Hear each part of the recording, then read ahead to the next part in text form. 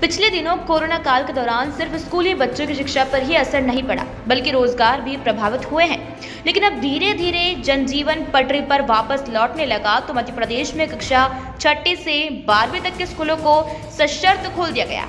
मगर ऐसे में अभिभावकों को जानकारी के अभाव में कई तरह की मुश्किलों से दो चार होना पड़ रहा है। आइए जानते हैं कि आखिर क्या है पूरा मामला।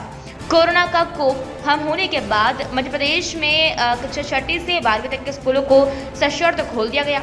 जाहिर है सभी स्कूलों को कोरोना संबंधित सरकारी दिशा निर्देशों का पालन कराना जरूरी होगा, लेकिन निजी स्कूलों में पढ़ने वाले बच्चों के अभिभावक इन दिनों उलझन में नजर आ रहे हैं। उनका कहना है कि निजी स्कूल संचालक ट्यूशन फीस के नाम पर मोटी रकम मांग रहे हैं, जबकि इन दिनों आर्थिक स्थिति खस्ताहाल है।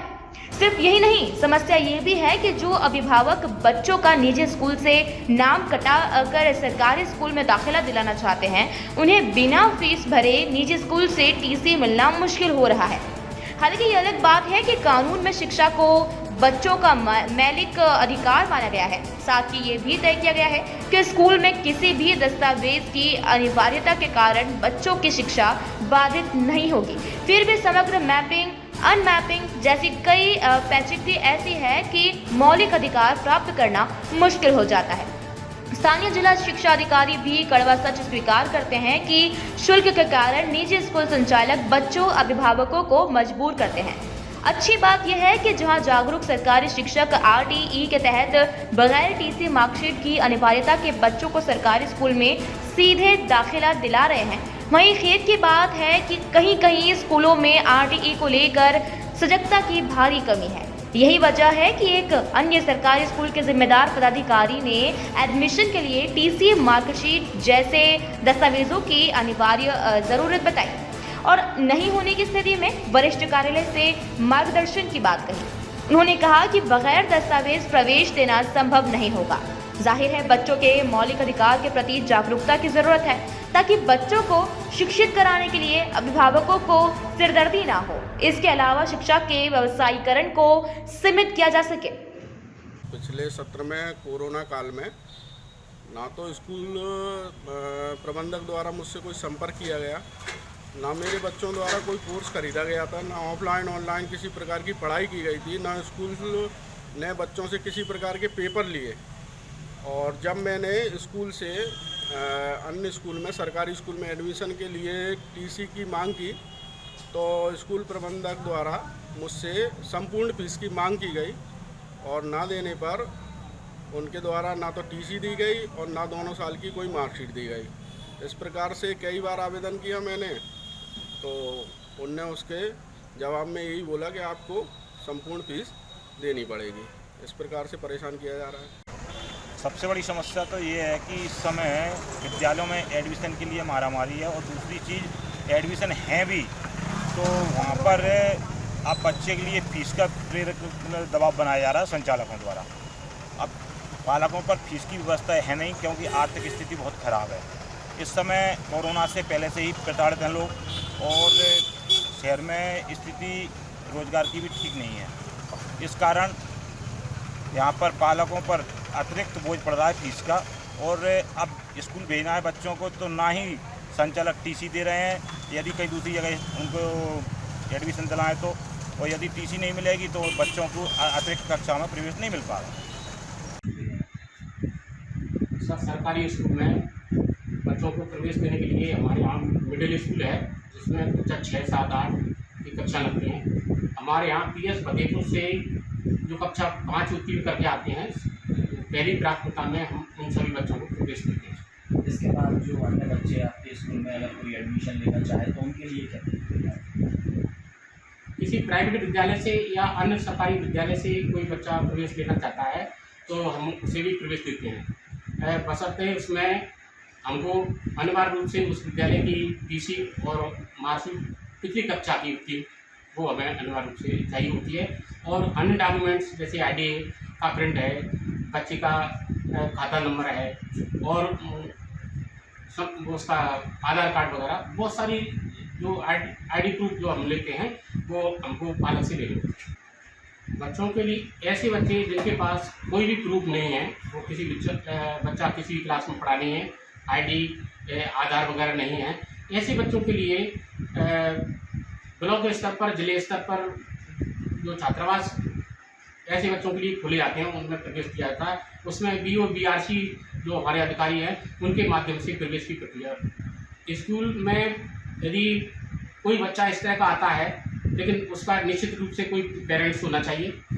पेरेंट्स उस बालक को या बालिका को लेकर के आएगा, तो उसकी कुछ न कुछ तो डॉक्यूमेंट्स हमको अनिवार्य रूप से लगते हैं।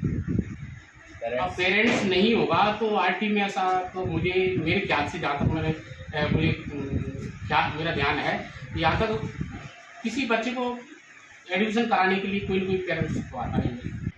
बच्चों को शिक्षा से वंचित नहीं किया जा सकता। 6 से 14 के जो बच्चे हैं, उनको निश्चित रूप से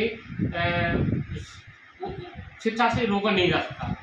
एडमिशन ले सकता है। देखो, सरकारी स्कूल तो सभी के लिए क्यों नहीं है, राइट टू एजुकेशन के अंदर प्रवेश पत्र तो कक्षा 1 से कभी भी कोई भी व्यक्ति जाके ले सकता है। अगर बड़ी कक्षा का विद्यार्थी है तो उसको TC देना पड़ती है। हाई कोर्ट की रूलिंग के अनुसार 13 अगस्त तक अपने को एडमिशन की पात्रता थी। वो विशेष कोई परिस्थिति होती है, वो हमारे को आवेदन दें। हम चाहते हैं प्रत्येक बच्चा पढ़े। कोई विशेष प्रकरण है तो हमारे संज्ञान में हम मदद करेंगे उसकी।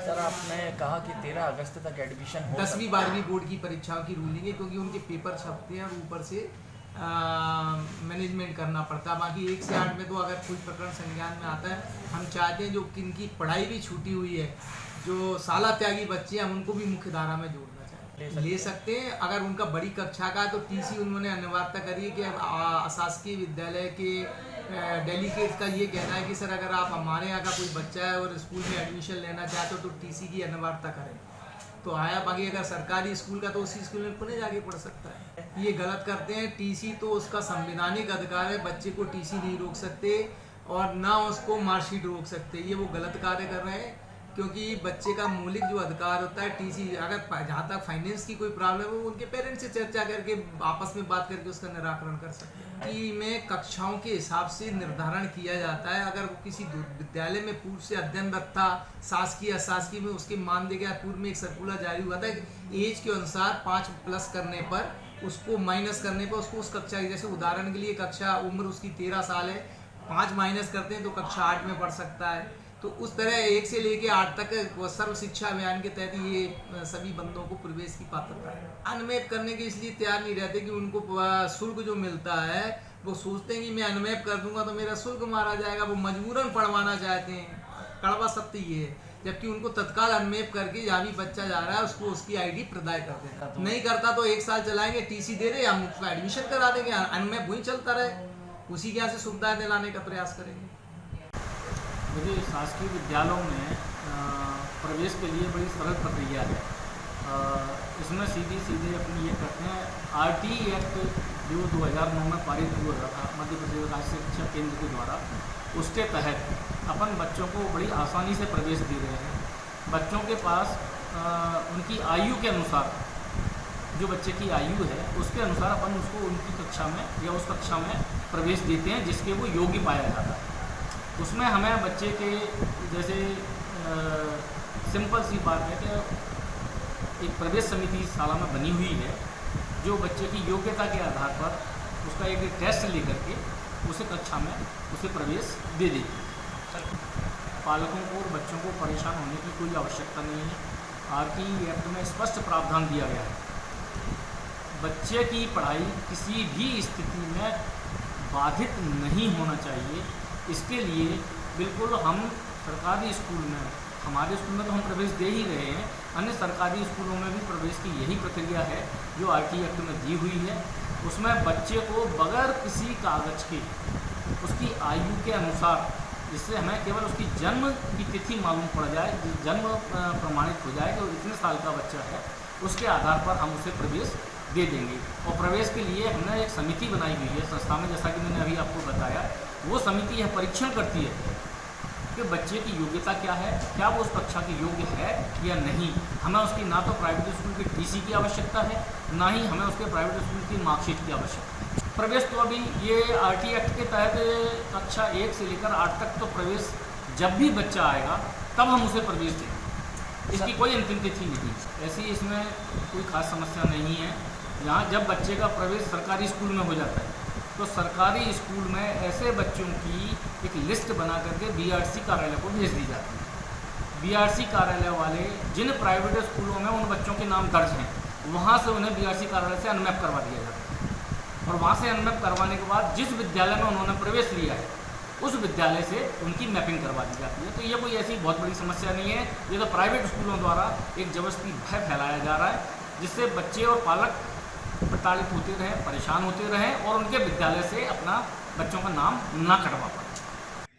क्या सिर्फ महंगे स्कूल ही बेहतर शिक्षा दे सकते हैं?